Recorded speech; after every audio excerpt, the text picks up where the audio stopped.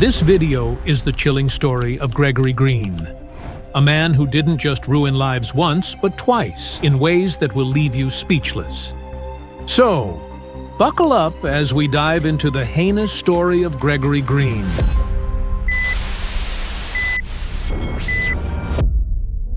It's July 1991 in Michigan. Gregory Green is living what seems like an ordinary life. He's married to Tanya Green, and everything appears picture perfect. But then, out of nowhere, Gregory snaps. In the privacy of their home, he brutally murders Tanya, who's 6 months pregnant at the time. Now, here's where things get even more bizarre. You'd think after committing such a heinous act, Gregory would run, right? Nope. He doesn't even try. Instead, he calmly sits in his driveway, picks up the phone, dials 911, and waits for the police to arrive. It's as if he's just ordered takeout and is waiting for delivery.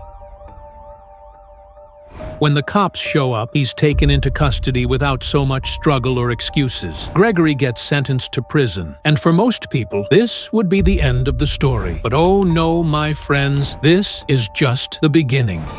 This is just the beginning.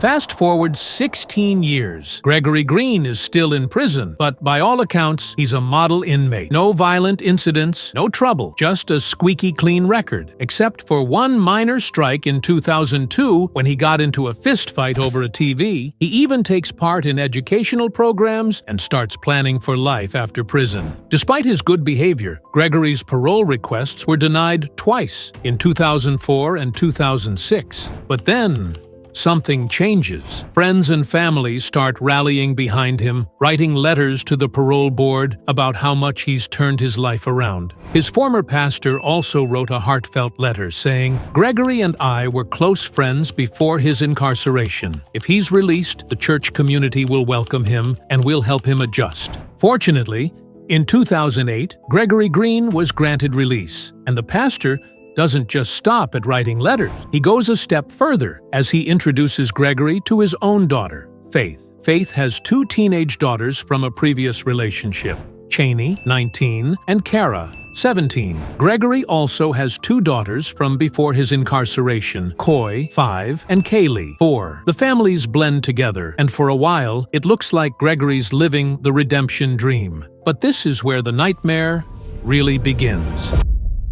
Wait for it. In 2016, Gregory's dark side resurfaces. In a chillingly premeditated plan, he buys pipes to alter the exhaust system of his car. One night, he takes his young daughters, Coy and Kaylee, to the car. Using the exhaust system he had altered, he left the car on while he sat back and watched his daughters die from carbon monoxide. When they're dead, he takes their lifeless bodies back to their beds, as if nothing happened. And it even gets worse. Gregory then turns his rage toward his stepdaughters and wife. He ties them up, drags Faith to the basement, and slashes her face with a box cutter. He shoots her in the leg and forces her to watch as he murders Cheney and Kara in cold blood. Fortunately, Faith survives, but not before enduring the unimaginable trauma of seeing her children killed before her eyes. For most criminals, they would try to run or possibly hide the body or cover up the crime and flee. But just like in 1991, Gregory doesn't run. He calmly calls 911, sits in his driveway, and waits for the police to arrive.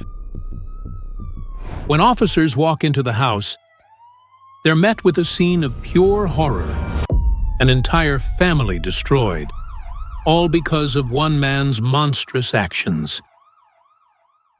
This story leaves us with some heavy questions. Can people truly change? Where do we draw the line between forgiveness and caution?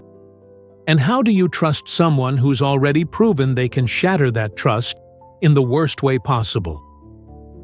For the pastor who advocated for Gregory's release, the guilt is unimaginable. He believed in second chances, only to see his faith weaponized against his own family. Gregory Green's story is a stark reminder that redemption, while noble, isn't always guaranteed. Sometimes, the darkness in people doesn't go away. It just hides, waiting for the right moment to strike.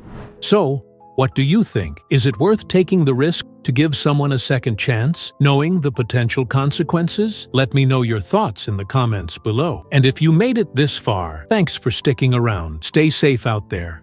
And remember,